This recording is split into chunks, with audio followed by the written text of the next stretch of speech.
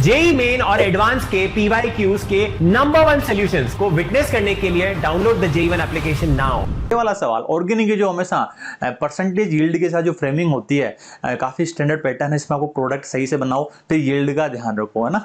Okay जी, जैसे पहले paragraph type में एडवांस के आते हैं ना, वैसा इन्होंने इंटीजर में सवाल की फ्रेमिंग की है। तो बोला गया reaction sequence given below is carried out with the 16 moles of x. तो यहाँ पे 16 मोल आपको इस कंपाउंड के गिवन है। Yield of the major product इस स्टेप्स में यील्ड गिवन है। अमाउंट ऑफ एस प्रोड्यूस, तो आपका जो फाइनल प्रोडक्ट बनता है ना, तो हम इसके मोल निकाल लेंगे और इसके मोलिकुलर वेट से हम मल्टीप्लाई कर देंगे, तो फाइनल हमें मिल जाएगा ना। ठीक है, हाँ जी मैम, स्लाइडर दे दीजिए मैम, है ना। स्लाइडर सर मेरे पास तो नहीं। ओके ओके ओके, हाँ जी। तो इसका करना था प्रोडक्ट। अभी तक देखो उन्होंने फ्रेमिंग किया, सोडियम ड्राई ईथर के साथ पहले उन्होंने रिएक्शंस कराई इस कंपाउंड की। सोडियम, तो ये आपका कौन सा हो गया, एराइल हैलाइड हो गया, तो फिटिक टाइप की रिएक्शंस हो गए ना, इट्स फिटिक टाइप। फिर आपने क्या किया, हाइड्रोलिसिस कराया, तो इस कंपाउंड का हाइड्रोलिसिस, तो आपका एसिटल टाइप का दिख रहा होगा आपको कंपाउंड ना, हेमी एसिटल टाइप का कंपाउंड जो दिख रहा है आपको ना, ठीक है। ओके, साइक्लिक है ना, हेमी एसिटल मतलब साइक्लिक एसिटल टाइप का कंपाउंड आपको जो दिख रहा है। डन, तो साइक्लिक एसिटल का हाइड्रोलिसिस जब वापस से करोगे तो यहाँ पे एल्डिहाइड ग्रुप यहाँ पे बाहर निकल जाएगा। तो पहले तो फिटिक कराओ, मतलब 2 यूनिट इसकी आपस में रिएक्ट करके ना, तो 2 यूनिट इस कंपाउंड में डायरेक्टली प्रोडक्ट बना दूं, what is the final product P. तो यहाँ पे क्या होगा, 2 यूनिट इस कंपाउंड की आपस में रिएक्ट करके ना, तो ये ब्रोमीन है, ओके, और ये अपना साइक्लिक एसिटल उन्होंने दिया है। तो इन्होंने जो प्रोडक्ट दिया है दैट इज जो इथाइलिन ग्लाइकोल की रिएक्शंस कराते हैं ना, प्रोटेक्टिंग ग्रुप एल्डिहाइड की, वो वाला पार्ट है। और इसकी रिएक्शन आपने किसके साथ कराया, सोडियम ड्राई ईथर के साथ इसकी रिएक्शंस कराई है। सोडियम ईथर के साथ, है ना, ईथर के साथ रिएक्शंस कराई है। और वापस से जब हाइड्रोलिसिस करेंगे तो ये वापस से बाहर निकल जाएगा, तो यहाँ पे हाइड्रोलिसिस और उन्होंने कराई। और यहाँ पे जो प्रोडक्ट बनता है, मतलब इसकी 2 यूनिट आपस में ना, तो दूसरी यूनिट के साथ जब आप कनेक्ट करोगे, मतलब इस एक यूनिट को इधर, ब्रोमीन ब्रोमीन को बाहर निकाल दो, तो फाइनल जो प्रोडक्ट बनेगा बच्चे, इन दिस केस विल बी ना, तो ये कंपाउंड हो गया। ओके, अब इधर से ब्रोमीन के दूसरे ब्रोमीन के साथ जोड़ना, उधर भी बेंजीन रिंग है, ओके, और यहाँ पे आपका ये एसिटल जुड़ा हुआ था, तो उसका हाइड्रोलिसिस को यहाँ पे एल्डिहाइड और एल्डिहाइड ग्रुप है ना। तो मतलब पहले पार्ट में उन्होंने ये जो रिएजेंट दिया हुआ है, इसमें एल्डिहाइड को इथाइलिन ग्लाइकोल के साथ जब रिएक्शंस करते हैं, प्रोटेक्टिंग ग्रुप की तरह काम करता है, तो वो है। फिर वापस से हाइड्रोलिसिस करेंगे तो एल्डिहाइड वापस से, है ना, आपको दिखने लग जाएगा। तो ये आपको प्रोडक्ट है, दिस इज प्रोडक्ट पी, और ये आपका प्रोडक्ट पी आएगा। ओके, अब इसमें बोला कि ना, जब आप इसका मोलिकुलर वेट निकालोगे ना, मोलर मास 210, तो ये समझ में आ जाएगा, तो इसका मोलिकुलर वेट भी 210 आएगा। और देखो यहां से कितनी यील्ड दी गई, 100% यील्ड दी गई है। तो आपको ये पता है कि इसकी 2 यूनिट आपस में कंबाइन करके 1 मोल बनाती। तो इसके कितने मोल दिए होते बच्चा, इसका मोल दिया होता 16 मोल।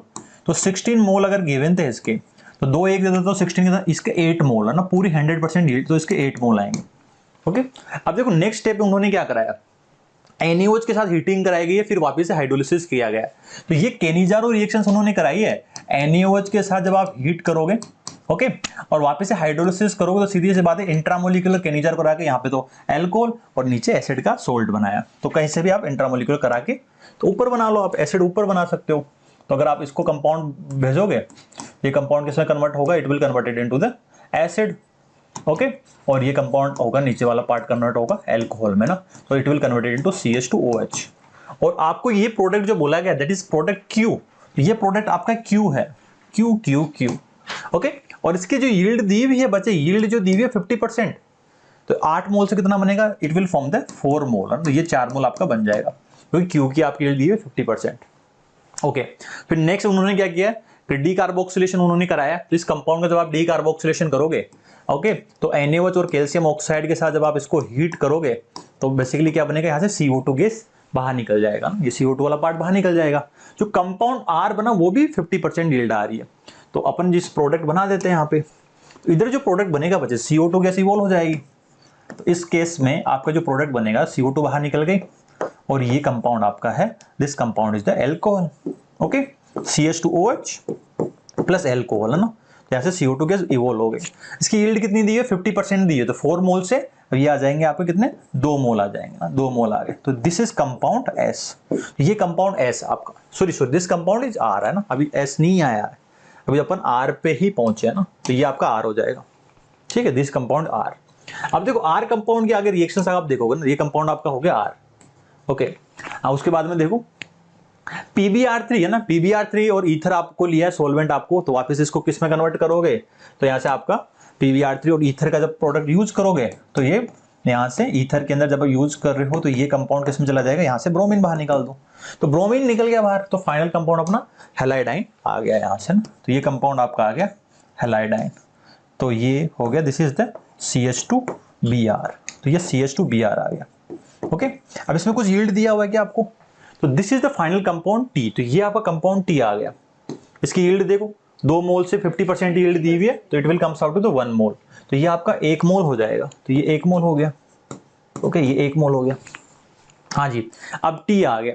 अब T की रिएक्शंस R के साथ और NaOH है ना, ये आपको NaOH दिया गया, मतलब बेस ईथर की प्रेजेंस में, तो R कंपाउंड कौन सा बनाता है, R अपना बनाता है यहाँ से बच्चे, R विल बी द, तो ये कंपाउंड है। तो मतलब बोला गया है कि जो कंपाउंड की रिएक्शंस कराई गई है, अब नेक्स्ट रिएक्शन जो है R कंपाउंड लिया है और वो NaOH के साथ, तो R देखो बेस है NaOH, तो इसको बाहर निकालेगा, तो इधर से जो कंपाउंड आपका जो रिएक्शंस R कंपाउंड के जो बेस के साथ रिएक्शंस कराओगे, तो आपका जो कंपाउंड बचे ये कुछ इस तरह से है ना। ओके, ये CH2O-, तो ये एक न्यूक्लियोफाइल में कन्वर्ट हो गया। अब न्यूक्लियोफाइल यहाँ पे अटैक करेगा, इसको बाहर निकाल देगा, तो फाइनल प्रोडक्ट आपका आ जाएगा S। उसकी यील्ड कितनी आएगी आपकी, 50% यील्ड आ रही है, तो ये भाई साहब आपके इस पे अटैक कर देंगे, तो बड़ा सा एक कंपाउंड आपका जो आ जाएगा, बड़ा सा कंपाउंड जो आ रहा है दैट विल बी द कुछ इस तरह से न्यूक्लियोफिलिक सब्स्टिट्यूशंस हो गए। यहाँ पे कार्बन है, CH2 है, और ये ऑक्सीजन है, ये फिर CH2 है, और फिर ये बेंजीन रिंग है।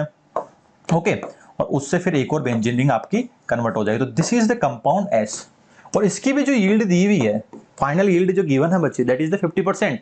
तो इधर देखो कितना मोल आ जाएगा, 50% इसका दिया हो तो ये 0.5 मोल आ जाएगा, 0.5 मोल इसका वैल्यू आपको निकल के आ जाएगा। ठीक है, तो आपसे पूछा गया था सवाल में कि भाई इसका वेट बताओ ना, the amount in gram of S, तो वेट जो आएगा S का ना, तो weight of compound S comes out to with, वो आएगा that will be the molecular weight उसका कंपाउंड का, तो बड़े से जो मोलिक्यूल है, तो molecular weight of S into 0.5 है ना।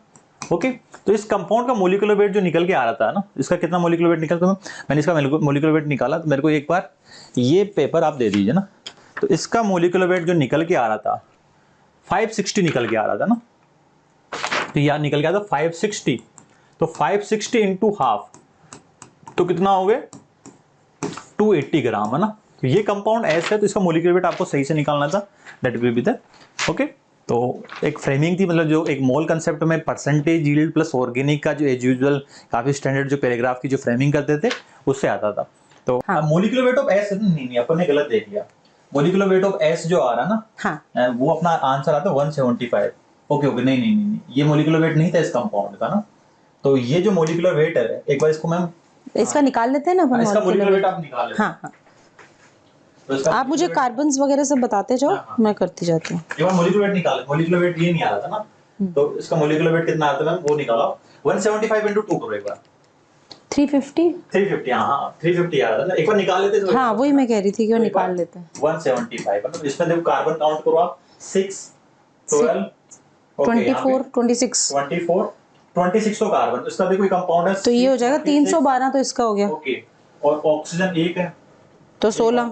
हाइड्रोजन काउंट के लिए तो 1 2 3 4 5 6 7 8 9 ओके 10 11 12 13 14 15 16 17 18 19 20 21 22, तो ये आपका कंपाउंड है ना 22। ओके, एग्जैक्टली 350 आ रहा है, 350 आ रहा है एग्जैक्टली, ठीक है, तो ये एग्जैक्टली आपका 350 आ रहा था। ओके, तो वो मोलिक्यूल वेट दूसरे मोलिक्यूल का निकल गया, so that is the answer for this one. The major product obtained in the reaction in list second are the reactant and named reactions, है ना। यहाँ पे जो भी प्रोडक्ट बनेगा तो वो इन रिएक्शंस के लिए रिएक्टेंट का काम करेगा ना। तो इधर देखो इस वाले पार्ट की अगर हम बात करें तो हाँ, पहली रिएक्शंस क्या, टोलिन की रिएक्शन से आपका क्रोमिल क्लोराइड आपको दिया हुआ है Cl2 में, और आपको एसिडिक हाइड्रोलिसिस, तो ये इटार टाइप की रिएक्शंस है, तो कन्वर्ट किस में होगा, it will converted into the ये बेंजल्डिहाइड की प्रिपरेशन है ना, CHO में कन्वर्ट होगा। बोला अब ये रिएजेंट किसके लिए यूज किया जाता है ना, बेंजल्डिहाइड। स्टीफन्स में आप देखते हो साइनाइड होता है तो एल्डिहाइड में जाता है, सेंडमेयर में आपका एराइल हैलाइड होता है, हॉफमैन ब्रोमाइड में आपका अमाइड होता है, और केनिजारो में ना एरोमेटिक एल्डिहाइड होता है, मतलब जिसमें नो अल्फा हाइड्रोजन। तो एस का जो मैच आएगा बच्चे, S match with the first option है ना, तो आपका एस मैच करेगा फर्स्ट ऑप्शन के साथ, तो ये दो ऑप्शन तो हो गया ना। ओके, अब नेक्स्ट देखो यहां से बेंजोइक एसिड की अगर मैं बात करता हूं, बेंजोइक एसिड की रिएक्शन जब आप PCl5 के साथ करोगे तो इधर देखो सेकंड ऑप्शन देखते हैं। तो बेंजोइक एसिड को जब हम PCl5 के साथ रिएक्शंस कराएंगे तो यहां से क्या होगा, तो PCl5 के साथ जब आप रिएक्शंस करोगे तो क्लोरीन को बाहर निकालो यहां से, तो एसाइल क्लोराइड बनाना, PH C double bond O Cl, तो ये आपका एसाइल क्लोराइड बन गया। अब नेक्स्ट पार्ट में उन्होंने जो कराया दैट इज अमोनिया के साथ फिर रिएक्शंस कराई गई है। तो अमोनिया के साथ जब इसकी रिएक्शंस करोगे बच्चे, तो अमोनिया के साथ जब रिएक्शंस करोगे तो यहां से अमोनिया टेक करेगा, HCl बाहर निकल जाएगा, तो compound form in this case will be the आपका होगा amide. Okay, amide C double bond to NH2। Okay, फिर नेक्स्ट स्टेप में उन्होंने जो रिएक्शंस कराई है उन्होंने P4O10 मतलब ये एक डिहाइड्रेटिंग एजेंट उन्होंने यूज किया। डिहाइड्रेटिंग एजेंट जब यूज किया है तो ये होगा P4O10 के साथ हीटिंग कराई है, यहां से वाटर मॉलिक्यूल बाहर निकल जाएगा, तो final compound form will be the cyanide, तो ये अपना साइनाइड बन जाएगा। तो अगर आंसर निकालना तो है ना डायरेक्टली साइनाइड बन जाएगा। तो ये रिएजेंट किस में यूज किया जाता है ना, स्टीफन्स में यहाँ पे आपका फाइनल जो प्रोडक्ट बनेगा it will form will be the cyanide. और साइनाइड से अगर बेंजल्डिहाइड बनाना है तो we will use stainless chloride वगैरह हाइड्रोलिसिस करते हैं। तो P का जो मैच आएगा दैट इज द 2, तो P मैच आएगा 2 के साथ बच्चे ना, तो P 2 के साथ, तो B ऑप्शन आंसर आ जाएगा। तो इसलिए 2 ऑप्शन से भी आप इसको कर सकते हैं क्विकली। बाकी इधर प्रोडक्ट बनाओगे, नाइट्रोबेंजीन की रिएक्शंस करोगे तो इसको ओरली करो, तो मेटल HCl NH2 में, फिर डाइजोनियम सोल्ट, फिर पानी के साथ हीट करोगे तो फाइनली क्या बनेगा, फिनोल बना होगा ना, एक तरह से क्या बना होगा, फिनोल बन रहा होगा। ओके, तो फिनोल बन रहा होगा थर्ड वाली के अंदर। तो आपका थर्ड तो मतलब किसी में भी यूज नहीं किया जाएगा। थर्ड की अगर मैं बात करूं यहां से, तो Q का मैच आ रहा थर्ड है ना, तो यहां से अगर आप देखोगे नाइट्रोबेंजीन, ओके, तो ये आपका किस में हो गया, तो देखो Q का मैच क्या आ रहा है, तो आपका Q आ गया, Q का किसके मैच आ रहा है ना, सेंड मेयर में। अच्छा, तो बोला गया है सेंड मेयर रिएक्शंस का, तो सेंड मेयर में क्या करोगे आप, सेंड मेयर में ना ये प्रोडक्ट आपको दिया गया है, जैसे कि यहाँ पे डाइजोनियम सोल्ट है ना, अच्छा यहाँ पे है ना, तो डाइजोनियम सोल्ट यूज किया गया है, तो वन ऑफ द रिएक्टेंट, तो फिनोल मत बनाओ फिर है ना, फिर आप यहाँ पे बनाओ NaNO2HCl है ना, तो यहाँ पर डाइजोनियम सोल्ट आएगा। तो डाइजोनियम सोल्ट की बात करेंगे तो वैसे आंसर हो जाएगा ना, तो ये जो रिएक्टेंट यूज किया जाता है डाइजोनियम सोल्ट N2+ और Cl-। अच्छा, एक्वस एसिड लिया होगा ना, ठीक है, वो वाली कहानी है। तो डाइजोनियम सोल्ट की रिएक्शंस आप जब CuCN वगैरह के साथ आप करोगे तो वहां पे आपका क्या आएगा, साइनाइड वगैरह बनेगा ना। क्यूप्रस सोल्ट जब यूज करते हैं, क्यूप्रस हेलाइड जब आप यूज करोगे ना, ठीक है, क्यूप्रस हेलाइड, तो वहां पे तो हेलाइड बन जाएगा। तो Q का मैच जो आएगा दैट विल बी 3 है ना, Q आपको दिख रहा है इसमें, Q will be matching 3। Okay, R किसमें बात करें, इसमें प्रोडक्ट बनाओ, टोलिन की रिएक्शन Cl2 वगैरह के साथ की गई है, तो Cl2 1:1 में लेते हैं, हाइड्रोलिसिस करते हैं, बेंजल्डिहाइड बनता है। बेंजल्डिहाइड की मैं जब बात करूंगा टोलिन्स रिएजेंट से, तो टोलिन्स रिएजेंट से जब बेंजल्डिहाइड की रिएक्शंस करेंगे तो वो किस में जाएगा, एसिड में कन्वर्ट होगा। फिर उन्होंने सल्फ्यूराइल क्लोराइड यूज किया है, वैसे तो सल्फोनिल क्लोराइड होना चाहिए था, मेजरली आप जो पढ़ते हो ना, तो सल्फोनिल क्लोराइड के अंदर क्या बनता है आपका, जैसे प्रोडक्ट बना है यहाँ पे देखो, फोर्थ वाले की बात करते हैं, फोर्थ की, तो ये तो आसान से हो गया, थर्ड तो फोर्थ की मैं बात करूँ, देखो आंसर तो वैसे निकल गया। इसमें देखो टोलिन की रिएक्शन जब आप Cl2H के साथ करोगे, टोलिन की रिएक्शन Cl2H के साथ जब आप करोगे, ओके, और यहाँ पे हाइड्रोलिसिस और दिया हुआ है, तो देखो टोलिन्स की रिएक्शन जब आप करोगे तो आपका 1:1 रेशियो में जब होता है तो 2 क्लोरीन यहाँ से आपके बनते हैं। तो 2 क्लोरीन जब आप जुड़ेंगे यहाँ से CHCl Cl, और जब आप वाटर के साथ फिर से इसकी रिएक्शंस करोगे तो यहाँ पे 2H वाटर बाहर निकल जाएगा, तो कन्वर्टेड इनटू द बेंजल्डिहाइड। और जब इसकी रिएक्शंस टोलेंस रिएजेंट के साथ करोगे तो ये ऑक्सीडाइज होकर एसिड में चला जाएगा, okay, it will converted into the acid. फिर उन्होंने सल्फ्यूराइल क्लोराइड यूज किया है, जैसे तो सल्फोनिल होना चाहिए था ना, अब उन्होंने बोला कि रिएक्शंस हो रही है, सपोज केमिकल रिएक्शंस हो रही, तो अपन मान के चलते हैं कि कहना किसी न किसी तरीके से उन्होंने कराया हुआ, जनरली ना अपन सल्फोनिल से कराते हैं, it will converted into the C double bond O Cl है ना, ओके। उसके बाद में जो नेक्स्ट रिएक्शन अमोनिया के साथ रिएक्शंस कराई गई है, तो ये क्या कन्वर्ट होगा, it will converted into the amide, तो ये आपका अमाइड में कन्वर्ट होगा, NH2 है ना। तो अमाइड किस में यूज किया जाता है, इट विल यूज ना HBD रिएक्शंस। तो R का जो मैच आएगा, आप ध्यान से देखोगे, R का जो मैच आएगा वो आएगा फोर्थ के साथ, तो फोर्थ के साथ आ रहा है। इसमें देखो एनिलीन की रिएक्शन एसिडिक है ना, तो ये वाला पार्ट से अगर आप आंसर निकालना चाहोगे तो क्योंकि फिफ्थ है ना, तो क्योंकि वैसे आंसर 2 ऑप्शन से निकलेगा, बाकी ये वाली रिएक्शंस भी आपकी एसाइलेशन रिएक्शंस है, फिर वापस से HNO3 के साथ नाइट्रेशन है, फिर वापस से जो कि इसमें क्या प्रोडक्ट बनाओगे आप, देखो एसाइलेशन कराओगे, फिर नाइट्रो जो प्रोडक्ट बनाते हैं ना कि एनिलीन के अंदर है ना, वो वाला प्रोडक्ट बन जाएगा। फिर हाइड्रोलिसिस करोगे तो वापस से एनिलीन निकल जाएगा। तो ऑर्थो एंड पैरा नाइट्रो वाला एनिलीन वाला प्रोडक्ट आपका आ जाएगा इसमें, ठीक है। Monocyclic compounds PQRS are the major products formed in the reaction sequences given below. तो उन्होंने ऑलरेडी है ना, यहाँ पे सवाल के अंदर है ना, तो उन्होंने ऑलरेडी मेंशन कर दिया था ना कि मोनोसाइक्लिक है, मतलब एक ही साइक्लिक है, मतलब आपको डाइसाइक्लाइजेशन नहीं करना, अगर दिमाग में आए तो ना। तो पहले ये एक मतलब वो होता है ना कि एडवांस में हर लाइन का कोई ना कोई एक मतलब होता है, तो वो इस सवाल के अंदर है ना कि मोनोसाइक्लिक कंपाउंड PQRS, ओके, और in the reaction sequence given below. तो ये आपसे पूछा है, तो वो उसमें पूछा गया था highest number of unsaturated carbon atoms बताना था। अब जैसे कि रेड फॉस्फोरस और ब्रोमीन प्लस वाटर की ना, तो ये HVZ रिएक्शंस हो गया, तो ये अल्फा हेलोजिनेशन यहाँ पे लगेगा ना। तो इस वाले केस में जो कंपाउंड बनेगा, compound form in this case will be the alpha halogenation आप करोगे तो bromine and that is the COOH, और आप है ना, तो ये कंपाउंड आपका बन जाएगा, ठीक है। तो इसमें पूछा कि product having highest number of unsaturated carbon, मतलब उसमें sp2 और sp वाले कार्बन हमारे को काउंट करने हैं ना।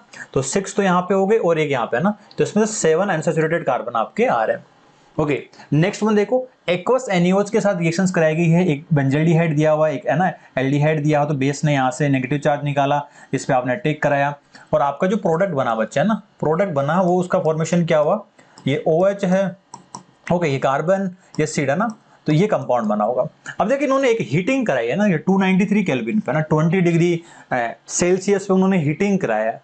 तो 20 डिग्री सेल्सियस पे जब उन्होंने हीट कराया ना, अब देखो ये होती है जब एल्डोल जो अपनी होती है रूम टेम्परेचर पे होती है, या उससे थोड़ा सा ज्यादा वाले टेम्परेचर पे है ना। तो लेकिन अब देखो कि यहाँ पे 20 डिग्री सेल्सियस है, और जब हाइड्रोक्सी बीटा हाइड्रोक्सी कार्बोनिल जब हम बनाते हैं ना, वो लो टेम्परेचर पे बनाते हैं, मतलब काफी लो पे। अब आपको यहाँ पे कंफ्यूजन आए कि सर 20 डिग्री सेल्सियस पे कि हम यहाँ पे ये कंपाउंड को रिमूव करें कि नहीं करें, है ना, ठीक है, यहाँ पे डबल बॉन्ड बनाए कि नहीं बनाए, तो आपके दिमाग में आ सकता है। जब सवाल कर रहे हो ना बच्चे, सवाल जब कर रहे हो आपको ऐसा कंफ्यूजन आए, तो थोड़ी देर के लिए आपको इसी पे यहीं पे छोड़ देना चाहिए ना। अब इसमें अगर डीवी, अगर इसमें अगर आप अनसैचुरेटेड कार्बन अगर काउंट करते हो, तो इस अगर सपोज 20 डिग्री पे आप यही बना के आते हो, तो आपको नहीं लगता कि सर यहाँ पे है ना वाटर मॉलिक्यूल रिमूव होगा, तो ये बना लो 6 और ये हो गया 7। तो इस वाले केस में कितने आ रहे हैं, 6, 7, 8, 9, तो इसमें 9 आ रहे हैं ना। ओके, आपको लगे ना 9 आ रहे हैं भाई, आपको लगे कि रिमूव करना है कि नहीं करना, टेंशन नहीं लेना, दोनों को एक सेकंड के लिए एक प्रोडक्ट तो ये मान लो कि आपका यहाँ पे आ रहा है 7, अगर ये बनाया तो किसको लगे नहीं 20 पे वाटर मॉलिक्यूल मुझे रिमूव करना है, तो इसका 9 आ रहा होगा, ठीक है। हाँ, अब इसकी बात करते हैं, सोडामाइड के साथ रिएक्शंस कराई गई, इन्होंने सोडामाइड के साथ जब रिएक्शंस कराया, इधर देखो Na+ और NH2- देख लेंगे जब कंपेरेटिवली होगा। ओके, तो वैसे जे एडवांस कभी भी ऐसे कंफ्यूजन में नहीं रखता ना कि 20 डिग्री दिया था यहाँ से वाटर मॉलिक्यूल रिमूव करना ना, आपको लगे नहीं होगा तो ये थोड़ी देर के लिए काउंट कर लेते हैं। ओके, हाँ, देखो सोडामाइड के साथ रिएक्शन दे तो एसिडिक हाइड्रोजन को बाहर निकालेगा, अब ये इस पर अटैक करेगा तो ये बाहर निकल गया आपका कंपाउंड, है ना, ये कंपाउंड बाहर निकल गया। तो यहाँ से क्या, कौन से कंपाउंड का फॉर्मेशन हुआ है, तो यहाँ से अगर कंपाउंड का फॉर्मेशन अगर हम देखते हैं, तो ये कार्बन, ये C ट्रिपल बॉन्ड C, और फिर ये अगला कार्बन है CH2, और ये CH डबल बॉन्ड CH2 है ना, तो ये कंपाउंड बना होगा। ओके, उसके बाद में इस कंपाउंड की जो रिएक्शंस गिवन है बच्चा ना, कंपाउंड की जो रिएक्शंस गिवन है, ये आपको दिया गया Hg, ओके, ये Hg2+ है, और हाइड्रोलिस मतलब एक्वस एसिड होता है ना, जैसे कि HgSO4 H2SO4 दैट इज कुचरो है ना। ओके, तो H3O+ की जब आप बात करोगे ना, H3O+ की जब आप बात करोगे, तो अब इसमें पॉसिबिलिटी ये है कि हाइड्रेशन रिएक्शन से मार्कोनी ऑफ एडिशन इसमें फॉलो होता है। अगर आप इसमें प्रोडक्ट बनाओगे बच्चे ना, अगर प्रोडक्ट बनाओगे इस वाले केस में, अगर कुचरो समझ के चलते हो, तो यहाँ पे क्या बनता है, कीटोन बन जाता है ना, carbonyl compound, Marconi of additions, tautomer हो गए, तो ये बन जाएगा CH2, ओके, CH2। अब देखो यहाँ पे हाइड्रोलिसिस कराओगे कि नहीं कराओगे, है ना, तो यहाँ पे हाइड्रोलिसिस कराओगे कि नहीं कराओगे, बात ये भी है ना कि सर कि ये तो सपोज यहाँ पे HgSO4 आपको दिया हुआ है और ये H2SO4 आपको दिया गया है। ओके, तो डायरेक्टली सपोज बोले कि सर कुचरो भी है कि एल्काइन की रिएक्शंस है, एल्काइन यहाँ पे पूरा उसमें कन्वर्ट होता है ना कीटोन में, कार्बोनिल कंपाउंड में। अगर आप एल्कीन को भी कराते हो ना यहाँ से हाइड्रेशन, तो चलो कुचरो मान के चल लेते हैं। वैसे हाइड्रोलिसिस अगर रिएक्शंस अगर होती है, अगर हाइड्रोलिसिस रिएक्शंस अगर होती है बच्चे ना, तो इस पोजीशन पे भी आपको OH आएगा फिर। ओके, तो फिर इसमें अनसैचुरेटेड कार्बन कितने आ रहे हैं, 6, 7 और 8, 9 है ना, अभी इसमें 9 आ रहे हैं, ठीक है। अगर इसका हाइड्रोलिसिस करते तो इसमें फिर 7 आते, लेकिन आंसर आपका ये वाला ऑप्शन आएगा। ओके, जब आप इसका ओजोनोलिसिस करते हो ना, तो इसमें 10 अनसैचुरेटेड कार्बन आएंगे, तो ये आपका ओजोनोलिसिस हुआ। तो इसमें जब कंपाउंड बनाओगे, compound formed in this case will B that double bond, carbon carbon, और ये आपका आ गया कीटोन, और ये आ गया आपका एल्डिहाइड, है ना। तो ये कंपाउंड बन गया। फिर आगे 2 इक्विवेलेंट रिग्नार्ड के दिए गए, तो 2 इक्विवेलेंट जब आप रिग्नार्ड रीजेंट के यूज करोगे, CH3MgBr यूज करोगे तो यहाँ पे अटैक करवाओगे। जब अटैक करवाओगे ना, तो इधर देखना ध्यान से, तो ये कंपाउंड क्या हुआ, ऑक्सीजन पे OH, और ये 2 मिथाइल ग्रुप यहाँ आ गए, और ये आपका यहाँ पे 1 मिथाइल ग्रुप इधर आ गया और 1 OH आ गया, ठीक है। अब उसके बाद में उन्होंने H+ और हीट कराया ना, H+ और हीट कराया। आपके दिमाग में एक ऑप्शन यहाँ से आ सकता है कि सर यहाँ पे H+ और हीट में एलिमिनेशन रिएक्शंस करेंगे और आपका कार्बोकेटाइन बनेगा और ये मॉलिक्यूल यहाँ पे अटैक कर सकता है, लेकिन उन्होंने सवाल में बोला था कि मोनोसाइक्लिक कंपाउंड है, तो आपको कार्बोकेटाइन बना के वो इंटरनल न्यूक्लियोफाइल का अटैक नहीं कराना है ना। तो उन्होंने बोल दिया कि पहले से ही कि सिर्फ और सिर्फ मोनो कार्बोक्सिलिक एसिड, 2 रिंग नहीं बनाओगे, तो आप यहाँ से एलिमिनेशन रिएक्शंस करोगे ना। एलिमिनेशन जब रिएक्शंस करोगे, H+ और हीट के साथ रिएक्शन जब आप करोगे, तो यहाँ से एलिमिनेशन हो जाएगा। तो आपका जो प्रोडक्ट बनेगा बच्चा, इस केस में जो प्रोडक्ट बनेगा वो आपका बनेगा कुछ इस तरह से, डबल बॉन्ड इधर आ जाएगा और इधर से डबल बॉन्ड इधर आ जाएगा, ठीक है। अब इसमें से आपको अनसैचुरेटेड कार्बन जब आप निकालोगे, तो 6 तो बेंजीन रिंग में 7, 8, 9 और 10, तो हाईएस्ट 10 इसी में आने वाले, तो यही आपका आंसर होगा। तो वो मैं बता रहा हूं कि जैसे 20, एक कंफ्यूजन ये आ सकता है आपके दिमाग में, बट 20 डिग्री सेल्सियस पे कि सर एलिमिनेशन करे कि नहीं करे, है ना। तो वो J-Advance कभी भी आपको ऐसे कंफ्यूजन में नहीं रखेगा, तो आपका ये आंसर रहेगा। अब जैसे कि इस वाले केस में सर यहाँ पे हम इसका एल्कीन का हाइड्रोलिसिस करे कि नहीं करे कुछ रो में, है ना, हाइड्रेशन रिएक्शन से तो है। अगर फिर यहाँ पे भी अगर लगाते हो, अब आपने नहीं भी किया तो भी आपका आंसर 9 ही आएगा, है ना। अगर कर भी दोगे तो फिर और कम आएगा अनसैचुरेशन, तो ना। तो वो दोनों पॉसिबिलिटी है कि सर एल्कीन का कराए कि नहीं कराए, तो ना। तो वो कंफ्यूजन में, इसलिए answer for this one will be D. तो इस तरह से आपको सोल्व करना होता है। Thank you so much for watching our solution. I hope आपको अच्छा लगा, और ऐसे और भी सोल्यूशंस आप देखते रहिए, मेहनत करते रहिए, क्योंकि JEE Ones today, IIT tomorrow.